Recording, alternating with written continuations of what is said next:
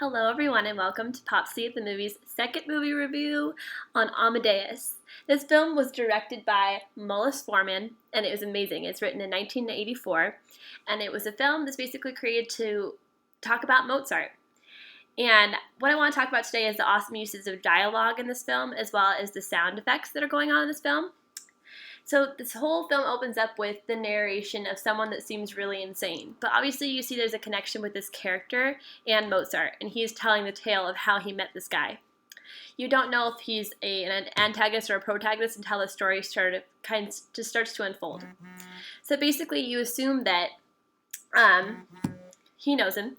He shows up and he's just talking about Mozart and saying, like, I met him, he was amazing, I can't believe someone like he is able to carry so much talent, because he's just kind of this young, quirky guy with crazy hair.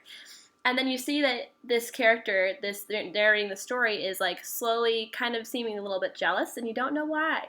But then now you find out that he wants his talent. He's the guy that's in charge of the royal court's compositions, and he wishes he had the talent that Mozart had. So now you're finding out that this guy is an antagonist. Then he's narrating the story off and on, and that's the non-diegetic element of this, which is dialogue, which is really cool. It was really just came in every once in a while. You see him in his old age sitting in a chair all decrepit, talking about Mozart and how he wished he had this talent.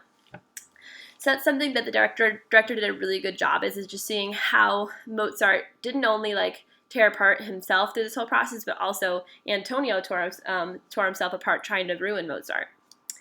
So as Antonio's trying to mess with Mozart, he's messing with his wife and his family, and just in general is messing with his work and making sure that he's constantly working, so that he has nothing else he can do but write. You see that he's making him mad slowly, because Mozart originally, in the sound effects that I want to talk about, it's all very controlled in the very beginning. The music comes in only when someone's composing or when something happy is happening in the background. People are just swinging and dancing and just having a good time with it. And then slowly it becomes really chaotic and the music becomes really intense, and you see that Mozart's tired and kind of pale and he can't do anything but write or think about music. And so it's really intense but also really beautiful. And you just see that Mozart stops wearing his wig, he has crazy hair, and then the diegetic element that I really enjoyed was that you hear that crazy music in his head. So he can't even hear everyone else. He'll be writing and people will be talking to him, but all he can hear is that crazy music in his head.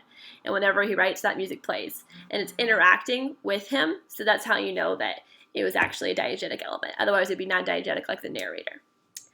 Something that also happens a lot is follies, which is just basically the sound effects that were obviously composed off screen, but then they interact with the characters on screen. So that happened a lot. This is a perfect example of what we were talking about in my cinema class, just basically about diegetic and non-diegetic. There's a lot of that in this film. So yeah, the sound effects, they really portray emotion. Every song in there has to do with Mozart's well-being.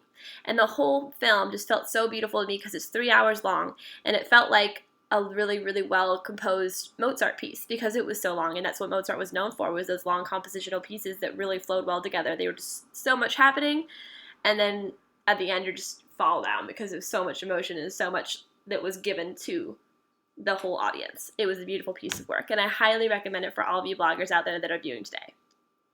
So I'm almost out of time, so I have to give credit where credit is due. Looking at movies, this is my Intro to Cinema class book where I got most of my language today, and also the movie Amadeus, directed by Mullis Forman in 1984. Thank you for watching.